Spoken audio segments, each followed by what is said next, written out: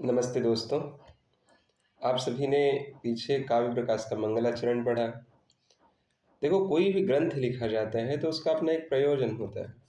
और जो काव्य प्रकाश ग्रंथ है ये लिखा गया, तो इसका प्रयोजन ये था कि काव्य के विषय में हमें जानकारी देना।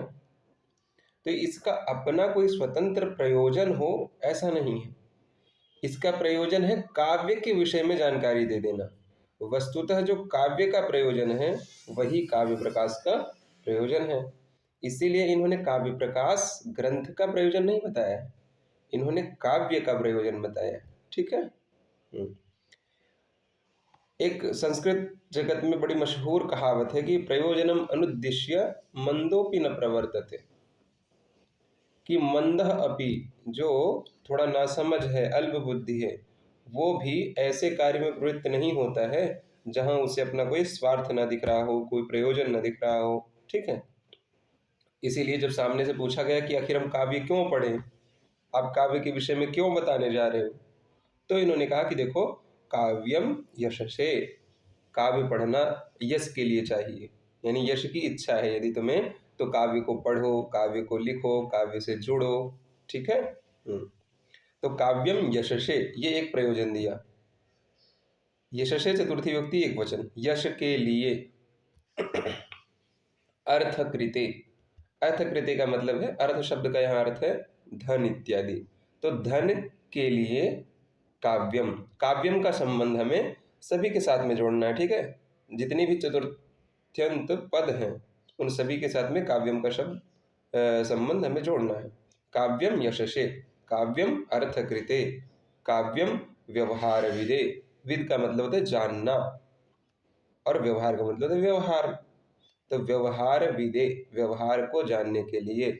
शिवेतर क्षतये, शिव शब्द का अर्थ होता है कल्याण, शिव का अर्थ होता है मंगल, इतर का मतलब होता है अन्य।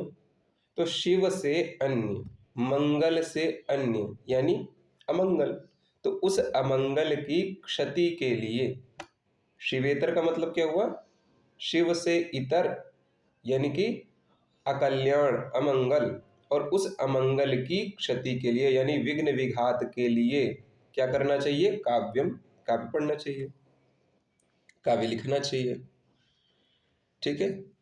सद्यः परिनिवृत्तये, ये इन्होंने जो प्रयोजन है इसको सबसे प्रधान प्रयोजन माना है कि कोई भी सरस बात कही जाएगी, काव्य में कुछ प्रस्तुत किया जाएगा, उसमें आपको जो रसानुभूति है वो तुरंत होगी, साथ साथ दोनों चीजें चल रही होंगी। यानी कि इधर काव्य पढ़ा जा रहा है और साथ साथ इधर ही रसानुभूति भी होती जा रही है। ये नहीं कि समझ लीजिए दो ट्रेनें हैं, ठीक है, और वो क्या है, दो ट्रैक भी हैं, तो उन पे दोनों एक साथ जा रही है, ना कि ये है कि एक चली गई फिर आधे घंटे बाद, जैसे आपने चुटकुला सुना हो और फिर घर आकर हंस रहे हो, ऐसा नहीं। आप तुरंत सुनोगे और तुरंत रिएक्शन आएगा। इसी को उन्होंने कहा सद्य, यानी कि तुरंत ही, शीघ्र ही, पर निवृत्ति यानी कि जो रस है उसकी उत्पत्ति आपके भीतर हो जाएगी। फिर कहते हैं ये जो काव्य है ये उपदेश भी हमें देता है, और एक खास प्रकार का उपदेश देता है। किस तरह का, तो बोलते हैं कांता सम्मित, कांता शब्द का अर्थ होता है पत्नी, और सम्मित का मतलब होता है सदृश, यानी कांता के सदृश उपदेश पाने के लिए हमें क्या करना चाहिए, काव्यम। तो ये कुल कितने हो गए, इन्होंने 6 प्रयोजन बताए हैं। अब वृत्ति में ये उसी कारिका को और खोल रहे हैं। ठीक है। कालिदासादी नाम इव यशः, मेरा एक मित्र है यूपीएससी की तैयारी करता है, जब उसे ये मालूम चला कि मैं मेघदूत पढ़ा रहा हूँ तो उसने मेरे से पूछा कि अच्छा आप कालिदास को पढ़ा रहे हो। मैंने कहा हाँ कालिदास को ही पढ़ा रहा हूँ। तो देखो, मेघदूत के नाम से कालिदास आज तक जाने जाते हैं, और वो लोग भी जानते हैं जिनका संबंध संस्कृत से नहीं है।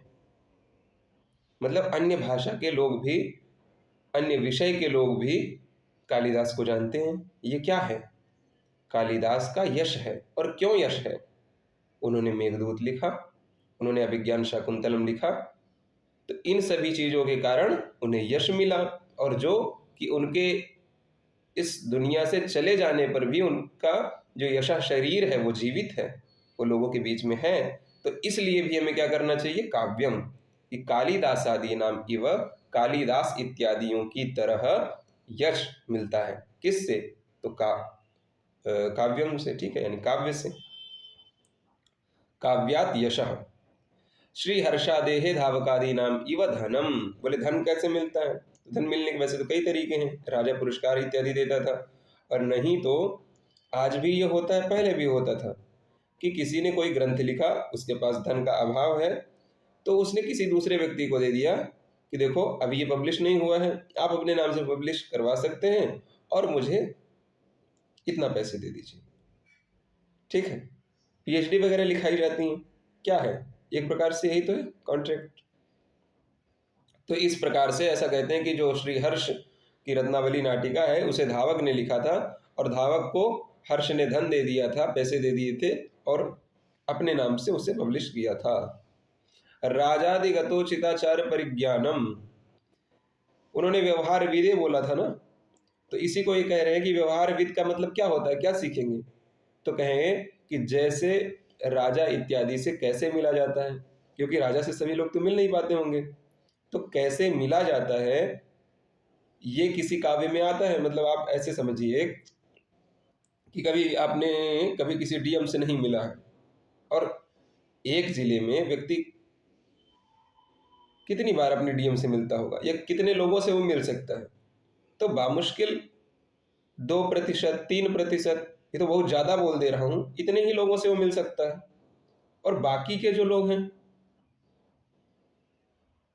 उनसे उनसे नहीं मिल सकता, तो उन लोगों को तो पता भी नहीं कि कैसे बातचीत किया जाता है। मान लीजिए आप कोई उपन्यास पढ़ रहे हैं और उसमें ये लिखा हुआ है कि एक व्यक्ति है जो डीएम के पास गया है और वो उनसे बातचीत कर रहा है, उनके ऑफिस में कैसे गया है, पूछ कर गया है कि नहीं पूछ कर गया है, या नहीं पूछ कर गया है तब उसके साथ कैसा बर्ताव हुआ, वो पूछ कर गया है तो कैसा बर्ताव हुआ, ये सारी चीज़ें वो उपन्यास के माध्यम से सीखता है, और ये जानता है कि हमें कैसे डीएम के साथ में बर्ताव करना चाहिए। तो कल को जब ये मिलेगा तब ये व्यवहारवान होगा, इसे पता होगा, ये व्यवहारविद होगा, क्योंकि उपन्यास के माध्यम से इसने सीख लिया है कि एक कलेक्टर से कैसे मिला जाता है। कलेक्टर मैंने सिर्फ उदाहरण के लिए बताया, ऐसे ही अपने रिश्तेदारों में कि एक भाई के साथ में, एक गुरु के साथ में, एक मित्र के साथ में, या एक अपरिचित के साथ में कैसे बर्ताव करना चाहिए, ये सारी चीज़ें हमें काव्य सिखाते हैं। ठीक है, आगे चल करके उन्होंने जो ये कहा था कि शिवेतर क्षतये, उसी को आगे ये वृत्ति में बताते हैं कि आदित्यादिर मयूरादि नाम इव अनर्थ निवारणम। आदित्य यानी कि सूर्य, तो सूर्य से जिस प्रकार मयूर इत्यादि कवियों का अनर्थ निवारण हुआ था, यानी अमंगल का निवारण हुआ था। एक छोटी सी कहानी है, वो यूं कि जो मयूर कवि हैं वो आचार्य मम्मट के साले हैं।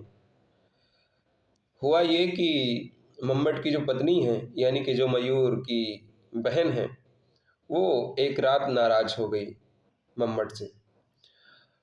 मम्मट जी मनाते रहे, बहुत अच्छे ये मूर्धन्य कवि हैं, तो इन्होंने सोचा कि अब मान तो रही नहीं है। सुबह हो चली थी, सुबह के वही 4, साढ़े 4, 5 बज रहे होंगे। इन्होंने एक श्रृंगार का श्लोक सुनाया उन्हें, खुद का अपना। तो 3 चरण तो बन गए, पर चौथा चरण नहीं बन रहा था। मयूर कवि सुबह सुबह टहलने जाया करते थे आचार्य भट्ट मम्मट के साथ में। तो क्या हुआ, जब वो आए कुटीर के सामने तो देखा कि वो 3 चरण दोहराए जा रहे हैं मम्मट, और चौथा नहीं पूरा हो रहा है। तो उन्होंने उस 3 चरण के आधार पर चौथा चरण पूरा कर दिया, और उसमें श्रृंगार परक बात थी जो कि उनके बहन के लिए थी। ये बात मयूर को पता नहीं थी। अच्छा, उन्हें ये नहीं ध्यान रहा कि ये कौन बोला है, उन्हें लगा कोई अशिष्टता कर रहा है, कोई अभद्रता कर रहा है मेरे लिए बाहर से सुबह सुबह। उन्होंने श्राप दे दिया कि जाओ, जो कोई भी हो कुष्ठ रोगी हो जाओ, यानी कोढ़ी हो जाओ। ये बात बड़ी भयंकर, और उन्हें जब श्राप लगा और वो कुष्ठ रोगी हो गए तो ऐसा कहते हैं कि भगवान सूर्य की उपासना करके, सूर्य शतक लिख करके वो इस कुष्ठ रोग से निवृत्त हो गए, छूट गए। ठीक है, तो ये क्या है, यानी हम काव्य लिख करके, स्तोत्र लिख करके, स्तुति परक ग्रंथ लिख करके अपने अनर्थ का निवारण भी कर सकते हैं, या इस प्रकार के ग्रंथ को पढ़ करके अपने अमंगल का निवारण कर सकते हैं। जैसे आपने सुना होगा ना कि कनकधारा स्तोत्र पढ़ने से लक्ष्मी की प्राप्ति होती है, घर में पैसे बरसाए थे, ऐसा होता है ना। तो पैसे आ जाना ये क्या है, पैसे ना होना ये अमंगल है, पैसे आ जाना ये मंगल है। तो ऐसे अमंगल का निवारण भी काव्य करता है। इसी बात को उन्होंने कहा श्रीवेतर क्षतये सद्यः परिनिवृत्तये। सद्यः का मतलब होता है तुरंत, और परिनिवृत्ति का मतलब होता है जो चीजें पराई हैं, ठीक है, जो चीजें अपने विषय की नहीं हैं, दूसरी हैं, उनसे निवृत्ति हो जाना, उनसे छूट जाना। यानी कि जो रसानुभूति है वो तुरंत होना। सद्या का मतलब होता है तुरंत, शीघ्र। ठीक है, क्या होना, तो रस की प्राप्ति होना। ये सबसे बड़ा प्रयोजन बताया। इन छहों प्रयोजनों में सबसे प्रधान प्रयोजन यदि पूछा जाए कभी कि काव्य का सर्वप्रधान प्रयोजन क्या है, काव्यम यशसे अथवा अर्थकृते व्यवहार विदे अथवा शिवेतर क्षतये या फिर सद्या परिनिवृत्ते, तो आपको सद्या परिनिवृत्ते लगाना है। क्यों, क्योंकि काव्य का सबसे बड़ा प्रयोजन क्या है, आनंद, रस की अनुभूति। और जब हम काव्य पढ़ते रहते हैं तो रस को लेना भी सीख जाते हैं, क्योंकि मनुष्य सब कुछ सीखता है ना। तो रस कैसे लिया जाता है ये भी सीखा जाता है। तो काव्य पढ़ते पढ़ते आप रसिक बनते हो, रस को अनुभूत करने में आप कुशल बनते हो, ये भी काव्य का प्रधान प्रयोजन है। ठीक है, कांता संमित तयोपदेश युजे, षष्ठम प्रयोजन दे रहे हैं, छठा प्रयोजन। इसमें कह रहे हैं कांता यानी कि पत्नी, प्रिया, नायिका, गर्लफ्रेंड, उसके सम्मित, सम्मित का मतलब है सदृश, उपदेश पाने के लिए। ठीक है, यानी कि जैसे प्रिया नायिका बहुत कोमल भाव से, बहुत प्यार से समझाती है, उसी तरह काव्य भी समझाता है। उस तरीके से उपदेश पाने के लिए आप क्या करें, काव्य पढ़ें। कालिदासादीनाम इव यशः,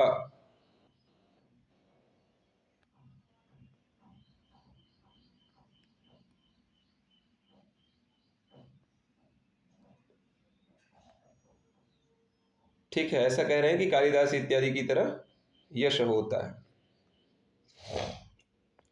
और कांता संमित तयोपदेश युजे को आप देखिए, इन्होंने सर्वप्रधान प्रयोजन में कहा कि सकल प्रयोजन मौलिभूतम समनंतरमेव रसास्वादन समुद्भूतम विगलित वेद्यांतरमानंदम प्रभु संमित शब्द प्रदान वेद शास्त्रेभ्य संमितार्थ तात्पर्यवत् पुराणादीतिहासेभ्यश्च शब्दार्थयोः गुणभावेन रसांगभूत व्यापार प्रवणतया विलक्षणं यत् काव्यं लोकोत्तर वर्णना निपुणं कविकर्म तत् कान्ते व सरसतापादनेन आविमुखीकृत्य रामादिवत् प्रवर्तितव्यं रावणादिवत् इत्युपदेशं च यथायोगं कवेः सहृदयस्य च करोतीति सर्वथा तत्र यतनीयम्। इन्होंने इस पूरे पैराग्राफ में एक बात समझाई है कि जो सामने पढ़ने वाला है, काव्य में प्रवृत्त होने वाला व्यक्ति है, उसने कहा कि देखो जो आप ये एक हेतु दे रहे हो ना कि काव्य को पढ़ना चाहिए, काव्य का प्रयोजन जो बता रहे हो कि कांता संमित तयोपदेश युजे, तो आप कह रहे हो उपदेश पाने के लिए। तो उपदेश देने के लिए पहले से ही भारतीय परंपरा में तमाम चीजें हैं, शास्त्र है, उपनिषद है, स्मृति है, उससे ऊपर वेद है। तो बोले हाँ ये है, तो उपदेश करते हैं ये। तो बोले फिर ये काव्य की क्या आवश्यकता पड़ी उपदेश के लिए, क्योंकि वो लोग उपदेश करने ही बैठे हैं, तो अलग से उपदेश करने वाला क्यों ला रहे हो। तो बोले देखो, जब भी मार्केट में कोई नई चीज लॉन्च होती है तब पहले वाली चीजों में आपको कुछ खामी दिखलानी होती है और अपने में कोई खासियत दिखलानी होती है। तो ये अपने में खासियत और उनमें खामी दिखलाते हैं। कहते हैं कि देखो जो उपदेश करने की शैलियां हैं वो तीन प्रकार की होती हैं। एक तो होता है कोई आपसे आदेशात्मक बोले कि जाओ करके लेकर आओ, एक होता है कोई आपको सुझाव दे कि देखो इसे ऐसा कर सकते हैं, कर लो तो अच्छा होगा। और एक होता है, तो अच्छा देखो, एक जगह था वहाँ शब्द प्रधान था, जैसे कि कोर्ट का निर्णय होता है कि इतने दिन में ये जगह खाली कराई जाए, तो फला फला दिन में वो जगह खाली हो जानी चाहिए। वो कोर्ट का आदेश है और शब्दशः पालन होना चाहिए, क्योंकि वो शब्द प्रधान है। वो एक प्रभु का यानी स्वामी का आदेश जैसा है, मालिक जैसे बोलता है उस लहजे में है, तो उसे वैसे ही पालन करना होता है। जब कोई मित्र बोलता है, उपदेश करता है कि देखो तुम्हें आजकल पढ़ना चाहिए, तुम्हारा एग्जाम आ रहा है, तो वो तुम्हें आदेश नहीं कर रहा कि तुम पढ़ो, वो तुम्हें सुझाव दे रहा है।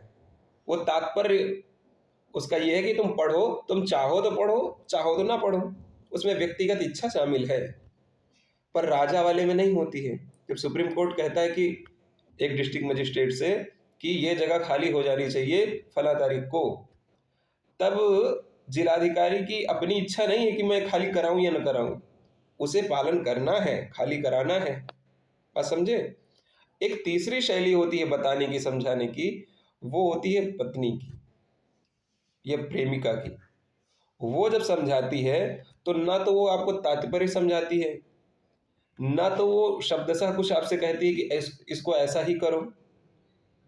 वो इन दोनों से हट करके एक प्यारी सी बात जो कि रस में भरी हुई है, वो उस लहजे में आपको बताती है और आप समझ जाते हो। ठीक है? और एक बात है, जब कोर्ट हमें आदेश देता है, तब वहां हमारी एक प्रकार से मजबूरी होती है, कोई हमारी अपनी इच्छा, उत्कट इच्छा नहीं होती कि हम ऐसा करें। कोई क्यों चाहेगा कि अगर जैसे आपसे किसी ने कोई कहा, आपके मालिक ने, कि जाओ पानी लेकर के आओ, तो वो आपका काम है, आपको करना पड़ेगा, आपकी मजबूरी है। पर यदि दोस्त ने कहा, तो आपकी कोई मजबूरी नहीं है, बस आप मित्रता के नाते, उससे एक स्नेह है इसके नाते आप ले आते हैं। आप चाहे तो मना भी कर सकते हैं, कई बार कर भी देते हैं कि भाई अभी तो मूड नहीं है, तू चला जा। ठीक। पर जब बात नायिका की आती है, तब हम स्वयं से पूछते हैं क्या पानी चाहिए क्या, ले आऊं? तो कहती नहीं नहीं अभी पी थी। अरे नहीं नहीं दोबारा पी लो ना, कुछ और ले आता हूँ, खाने को ले आता हूँ। तो ये जो है अपने आप से एक स्वीकृति कि मैं तुम्हारे लिए करता हूँ, ये कहाँ रहती है? ये कांता वाले पक्ष में रहती है। इसीलिए इन्होंने कहा कि जो वेद शास्त्र हैं वो शब्द प्रधान हैं, उन्हें शब्दशः पालन करना होता है, वो शब्दशः उपदेश करते हैं।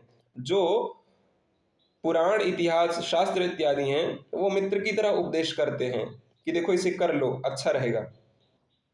उनमें तात्पर्य प्रधान होता है। पर जो काव्य का या नायिका का कहने का प्रकार होता है, वो शब्दार्थ यो हो गुण भावेन, यानी शब्द और अर्थ दोनों गौण हो जाते हैं, अप्रधान हो जाते हैं। रसांग भूत व्यापार प्रवणतया, उसमें रस की मात्रा अधिक होती है। ठीक है? रस को अपना अंग बना लेते हैं और फिर वो इस प्रकार से जो विलक्षण उपदेश करता है, जो विशिष्ट लक्षणों से युक्त है, खासियत से जुड़ा हुआ है, वो जो काव्य है, वही काव्य क्या है? कांतेव, कांता की तरह, सरसता आपादनेन, सरसता पूर्वक, आभिमुखी कृत्य, जैसे एक नायिका व्यक्ति को अपनी तरफ मुख करके कहती कि चलो अच्छा अब इधर देखो और ये बात सुनो, तो वैसे ही सरसता आपादनेन, यानी कि बहुत प्यार से, सरस ढंग से, आभिमुखी कृत्य यानी अपनी तरफ मुख करके समझाती है कि रामादिवत प्रवर्तितव्यम, राम आदि की तरह काम करना चाहिए। और रावणादिवत इति उपदेशम, हाँ रावणादिवत न, रावण की तरह नहीं करना चाहिए, उनके तरह बर्ताव न वर्तितव्यम, ये उपदेश वो करती है। और किसके हृदय में करती है? कवेहे सहृदय से च, कवि और सहृदय के हृदय में वो काव्य ऐसा उपदेश करता है। तत्र सर्वथा यतनीयम का मतलब है कि तत्र का मतलब काव्य, इसीलिए काव्य में हमेशा यत्न करना चाहिए। इन्होंने एक पंक्ति लिखी कि लोकोत्तर वर्णना निगुणम कवि कर्म तत्काव्यम, यहाँ तत् शब्द से काव्यम को लेना है कि ठीक है। तत्कांतेव सरसता आपादनेन आभिमुखीकृत्य रामादिवत प्रवृत्तिव्यम न रावणादिवत इति उपदेशम चेथा योगम कवेः सरदेश च करोति। यहाँ पर जो तत् शब्द आया कांतेव के पहले, उससे लक्षित है काव्य शब्द कि तत् काव्यम कांतेव सरसता आपादनेन, कि वह काव्य नायिका की तरह, कांता की तरह सरसता से व्यक्ति को समझाता है। इन्होंने जो पंक्ति लिखी कि लोकोत्तर वर्णना निपुण कवि कर्म तत्काव्यम, ठीक है। लोकोत्तर का मतलब होता है, एक तो होता है जो कवि वर्णन करता है वो लोक की बात को ही बताता है, पर लोक से लोक की तरह नहीं कहता है। तुम्हारे हाथ अच्छे हैं ऐसा बोल देना तो नॉर्मल बात है, पर तुम्हारे हाथ फूलों की डाली की तरह है। जब तुम उंगलियां हिलाती हो तो ऐसा लगता है कि जैसे हवा से पत्ती हिल रही हो या डाली हिल रही हो, इतने कोमल हैं। तो ये जो कहने का तरीका है ये लोक में प्रयोग सामान्यतः नहीं होता है, ये लोकोत्तर वर्णन है। और इस वर्णन में जो निपुण है कवि कर्म यानी कवि का काव्य, वो काव्य व्यक्ति को सरसता पूर्वक समझाता है, उपदेश करता है। इसीलिए काव्य में हमें प्रवृत्त होना चाहिए। तो यही षट प्रयोजन है, ठीक है। आप सभी को फिर कल मिलते हैं, आगे पढ़ेंगे। और आज के लिए प्रयोजन के लिए बस इतना ही, ठीक है। आप सभी को धन्यवाद।